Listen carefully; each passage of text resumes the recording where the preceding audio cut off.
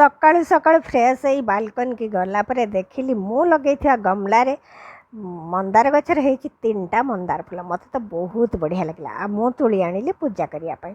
ଗଛ ଛୋଟ ହେଉ କି ଗୋଟେ ଦୁଇଟା ଫୁଲ ଯାହା ହେଉ ନିଜେ ଲଗେଇଥିବା ଗଛଟା ବହୁତ ବଢ଼ିଆ ଲାଗେ। ତାପରେ ମୋ ଝିଅକୁ ଲଗେଇ ମୁଁ ସ୍କ୍ରିନ୍ ଚେଞ୍ଜ କରେଇଲି, କାହିଁକିନା ମୋ ଦ୍ୱାରା ସେସବୁ ହେଇପାରିଲାନି। ଆଉ ମୋ ଝିଅ କ୍ୱେଶ୍ଚନ୍ କଲା, ମାମା ମୁଁ ହଷ୍ଟେଲ ପଳେଇଲେ ତୁ କ'ଣ କରିବୁ? ସତେ ତ ମୁଁ କ'ଣ କରିବି? ତାପରେ ମୁଁ ଆଜି ପିନ୍ଧିଥିଲି ମୋ ବୋଉର ଶେଷ ସନ୍ତକ ହିସାବରେ ଆଣିଥିବା ସମ୍ବଲପୁରୀ ଶାଢ଼ୀ। ଆଉ ଏ ଶାଢ଼ୀ ଆପଣଙ୍କୁ କେମିତି ଲାଗୁଛି? ତାପରେ ଲିସା କହିଲା, ଅପା ଆଜି କ'ଣ ବନେଇବା? ମୁଁ କହିଲି, ମୁଁ ବନେଇ ଦେଉଛି ଖିଚୁଡ଼ି ଆଉ ଘାଣ୍ଟ ତରକାରୀ। ସିଏ ଆଉ ତୁ ତୋର କ'ଣ ବନାଉଛୁ ବନା। ସିଏ କହିଲା, ମୁଁ ବନେଇଦେବି ଦହି ବାଇଗଣ ଆଉ ଶାଗ। ତାପରେ ମୁଁ ବସେଇଦେଲି ଗଳା ଖିଚୁଡ଼ି। ଗଳା ଖିଚୁଡ଼ିରେ ଦେଖନ୍ତୁ, ପ୍ରଥମେ ପାଣି ଫୁଟେଇଲି। ପାଣି ଫୁଟିଲା ପରେ ପାଣି ଟକ୍ ଟକ୍ ହେଇକି ଫୁଟିଗଲା ପରେ ମୁଁ ସେଥିରେ ଦେଇଦେଲି ଖଡ଼ା ମସଲା ଆଉ ଲୁଣ ହଳଦୀ ଆଉ ଧୋଇକି ରଖିଥିବା ଅରୁଆ ଚାଉଳ। ଅରୁଆ ଚାଉଳ ଟିକେ ହେଇ ଆସିଲା ପରେ ମୁଁ ସେଥିରେ ଦେଇଥିଲି ଭାଜି ରଖିଥିବା ଫାଳ ମୁଗ ଡାଲି। ଆଉ ତା'ର କିଛି ସମୟ ପରେ ମୁଁ ଦେଇଦେଲି ଗୋଟା ମୁଗ ଡାଲି, ତାକୁ ବି ମୁଁ ଭାଜିକି ଧୋଇକିରି ରଖିଥିଲି। ବାସ୍, ଖିଚୁଡ଼ି ଯେତେବେଳେ ହେଇ ଆସିଲା ମୁଁ ତାପରେ ସେଟାକୁ ଗାଳି ଦେବି। କାହିଁକି ଗାଳିଲି ଜାଣିଛ? ଗଳା ଖିଚୁଡ଼ି ତା'ର ନାଁ ଏଇଥିପାଇଁ, ଆମେ ସେଥିରୁ ଭାତକୁ ପେଜ ଗାଳିଲା ଭଳିଆ ମୁଁ ସେଟାକୁ ଗାଳି ଦେବି, ସେ ପାଇଁ ତା'ର ନାଁ ହେଲା ଗଳା ଖିଚୁଡ଼ି। ତାପରେ ମୁଁ କ'ଣ କଲି, ସେଥିରୁ ସମସ୍ତ ପାଣିକୁ ଭଲ ଭାବେ ମୁଁ ନିଗାଡ଼ି ଦେଲି। ବାସ୍, ପ୍ରସ୍ତୁତ ହେଇଗଲା ମୋର ଖିଚୁଡ଼ି। ଆଉ ଶେଷରେ ମୁଁ ସେଥିରେ 2 ଚାମଚ ଗୁଆ ଘିଅ ଆଉ ନଡ଼ିଆ କୋରା କିଛି ଦେଇଦେଲି। ଆଉ ଦେଇଦେଲା ପରେ ଖିଚୁଡ଼ି ମୋର ପ୍ରସ୍ତୁତ ହେଇଗଲା। ଆପଣମାନେ ବି ଏଇ ପ୍ରୋସେସ୍ରେ କରନ୍ତୁ ଆଉ ଖାଆନ୍ତୁ, ଦେଖିବେ ବହୁତ ବଢ଼ିଆ ଲାଗିବ। ଆଉ ମୋ ଚ୍ୟାନେଲ୍କୁ ଆପଣମାନେ ସବସ୍କ୍ରାଇବ୍ ବି କରନ୍ତୁ। ଆଉ ଭିଡ଼ିଓ ଭଲ ଲାଗିଥିଲେ ନିଶ୍ଚିତ ଆପଣମାନେ କମେଣ୍ଟ ଦିଅନ୍ତୁ। ଆଉ ତାପର ପ୍ରୋସେସ୍କୁ ମୁଁ ଚାଲିଲି ବନେଇବା ପାଇଁ ଘାଣ୍ଟ ତରକାରୀ। ଘାଣ୍ଟ ତରକାରୀ ଦେଖନ୍ତୁ ମୁଁ ସବୁ ପରିବା କ'ଣ ନେଇଛି, ଆଳୁ, ଝୁଡ଼ଙ୍ଗ ଆଉ ମୂଳା, ଲାଉ, କଖାରୁ, ଆଉ ତାପରେ ନେଇଛି ସେଥିରେ ପୋଟଳ ଆଉ କିଛି ଗାଜର। ତାକୁ ମୁଁ ଲୁଣ ହଳଦୀ ଆଉ ତେଲ ଦେଇକି ପରିବାକୁ ଭାଜିବା ପାଇଁ କଡ଼େଇରେ ବସେଇଦେଲି। କଡ଼େଇରେ ବସେଇ ଦେଇକିରି ମସଲା ପ୍ରସ୍ତୁତ କରିବି ବୋଲି ଭାବିଲି।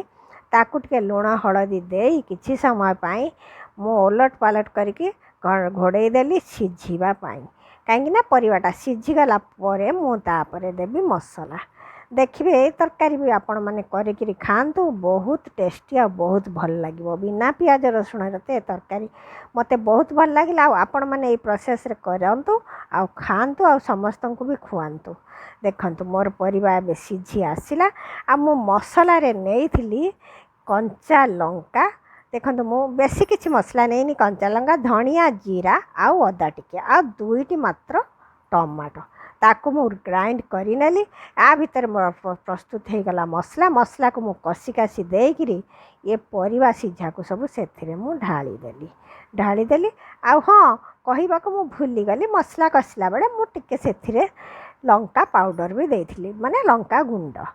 ଦେଖନ୍ତୁ ମୋ ତରକାରୀ ଏବେ କେତେ ସୁନ୍ଦର ଦେଖାହେଉଛି, ଲାଲ ଲାଲ ହେଇକିରି ମୋ ତରକାରୀ ହେଇଗଲା।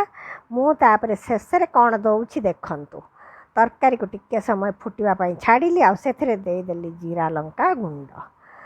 ଏବେ ହେଇଗଲା ମୋର ତରକାରୀ। ଆଉ ମୁଁ ସେଥିରେ କାବୁଲ ଚଣା ଯେଉଁ ସିଝେଇକି ରଖିଥିଲି ତାକୁ ବି ଦେଇଦେଲି ଆଉ ଗୁଆ ଘିଅ ଟିକେ ଦେଇଦେଲି। ଶେଷରେ ମୁଁ ସେଥିରେ ଦେଲି କଟା ନଡ଼ିଆ କିଛି ଆଉ କୋରା ନଡ଼ିଆରୁ କିଛି। ବାସ୍, ପ୍ରସ୍ତୁତ ହେଇଗଲା ମୋର ଘାଣ୍ଟ। ଆଉ ଆଜିର ଖାଇବା ତ ଆମମାନଙ୍କୁ ବହୁତ ଭଲ ଲାଗିଲା। ଆଉ ଘରେ ସମସ୍ତେ ଖାଇକିରି କହିଲେ ଆଜି ବହୁତ ବଢ଼ିଆ ତରକାରୀ ହେଇଛି। ଆଉ ଖିଚୁଡ଼ି ତରକାରୀ ସବୁକିଛି ବଢ଼ିଆ ଲାଗୁଛି। ତାପରେ ଆମେ ବାଢ଼ିବା ପାଇଁ ପ୍ରସ୍ତୁତ ହେଇଯାଇଥିଲୁ। ଆଉ ବଢ଼ା ଦେଖନ୍ତୁ, ମୁଁ ବାଢ଼ିଦେଲି ଏଠି ଖିଚୁଡ଼ି ଆଉ ଘାଣ୍ଟ, ତା ସାଙ୍ଗରେ କାକୁଡ଼ି ଆଉ ଲିସା ବନେଇଥିବା ଦହି ବାଇଗଣ। ଆଉ ଦେଖନ୍ତୁ ମୁଁ ଏବେ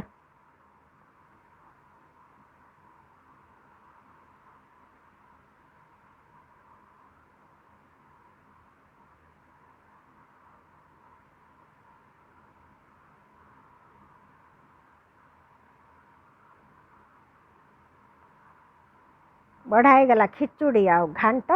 ଆଉ ତା ସାଙ୍ଗରେ ଦେଖନ୍ତୁ କାକୁଡ଼ି କାଟିକି ନେଇଯାଇଥିଲୁ। ଆଉ ତାପରେ ଲିସା କରିଥିଲା ଦହି ବାଇଗଣ, ଆଉ ସେଟା ବି ମୁଁ ବାଢ଼ି ଦେଇଥିଲୁ। ଆଉ ତା ସାଙ୍ଗରେ ଶାଗ। ଆଉ ଆପଣମାନଙ୍କୁ ନିଶ୍ଚିତ ମୋ ଖାଇବା ଭଲ ଲାଗିବ। ଆପଣମାନେ କରିକିରି ଖାଆନ୍ତୁ ଓ ଘରେ ଲୋକମାନଙ୍କୁ ଖୁଆନ୍ତୁ। ଆଉ ମୋ ଚ୍ୟାନେଲ୍କୁ ଆପଣମାନେ ସବସ୍କ୍ରାଇବ୍ କରନ୍ତୁ। ରହିଲି, ଜୟ ଜଗନ୍ନାଥ।